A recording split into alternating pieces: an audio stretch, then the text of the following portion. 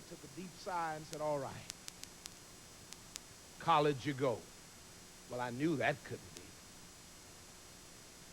And yet I gave my testimony several years ago here how God put me in college with $5 and mama's prayer.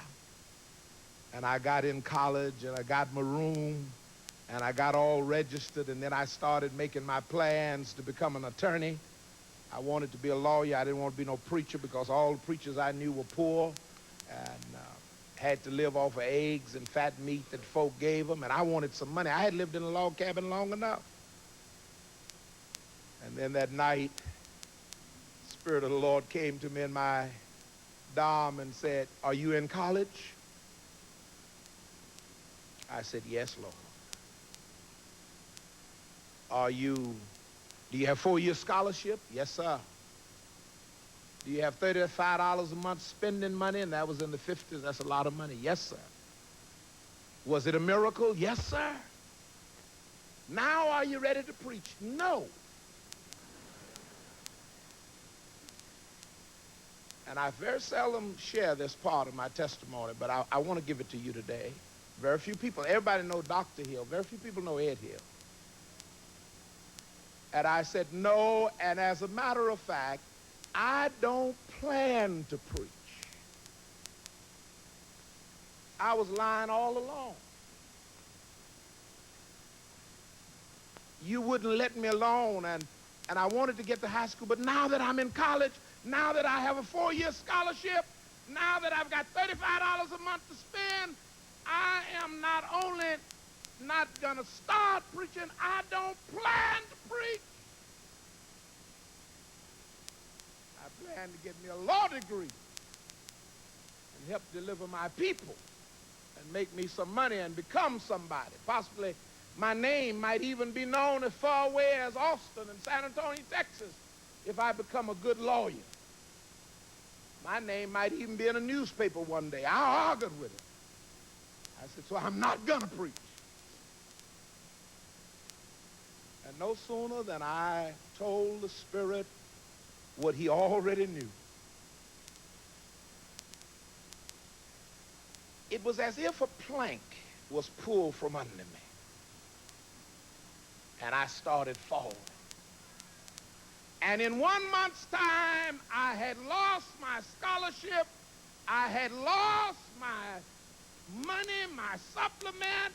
In 1 month's time, I had gotten, and I don't want to tell that lie neither, because most people say that the reason they do wrong, they got with the wrong gang. The gang had gotten with me.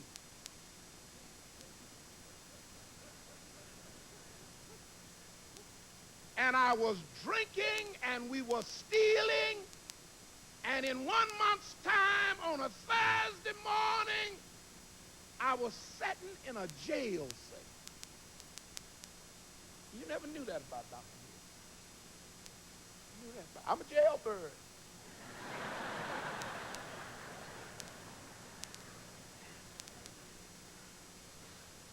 Oh, praise his holy name. And in that jail cell, the Spirit of the Lord came upon me. And he said, are you ready to preach? And I said, no.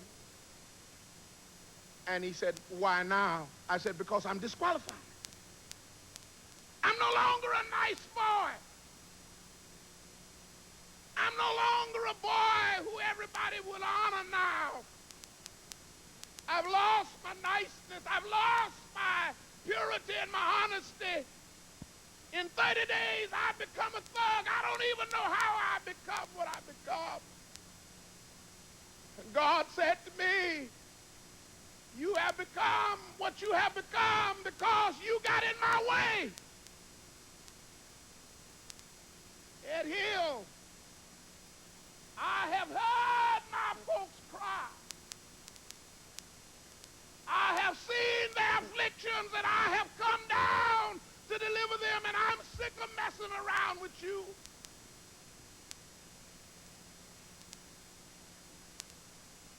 When men walk away from me, they walk away to damnation. And I got down on my knees and I said, Lord, I have known lots about you. I know you're a provider. I know you will meet all of the needs. I know that you helped mama raise me. I know that you got me through. But Lord, are you a forgiving God? Are you a forgiving God? Will you forgive and restore? And will you cleanse and make whole? And will you give somebody a second chance? Will you let somebody start all over again? And the Spirit of the Lord said, are you lying? Is this some more of your mess? And I said, no, Lord. If you let me out of this thing, and if you give me another chance, I'll preach the gospel of Jesus Christ. And I tell you what, I got only one condition of you. Let me preach now. Don't set me on no sideline. No, don't put me on the bench. If it's to preach, let me preach. And that's been 31 years ago. And I've been telling it 2 and 3 times a week, 3 and 4 times a day.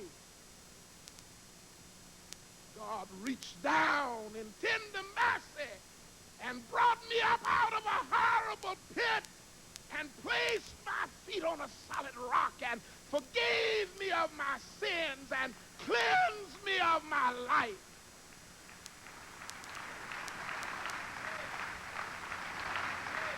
The lost that are lost, you must reach them. The sinners who don't know Christ, there will be no moving of the stars. There'll be no moving of the clouds. There'll be no angelic hosts coming down in a chariot, stopping at nobody's door. If anybody stops, it'll be you or me or me. We are God's answer. I don't get puffed up, but that's what you are. You are God's answer. When it was a question of man perishing, God sent his son. Now that it is a question of man hearing about it, God has saved you. And would you take it from me personally as I have shared my heart today? Don't mess with God. Thank you for joining Pastor Hill.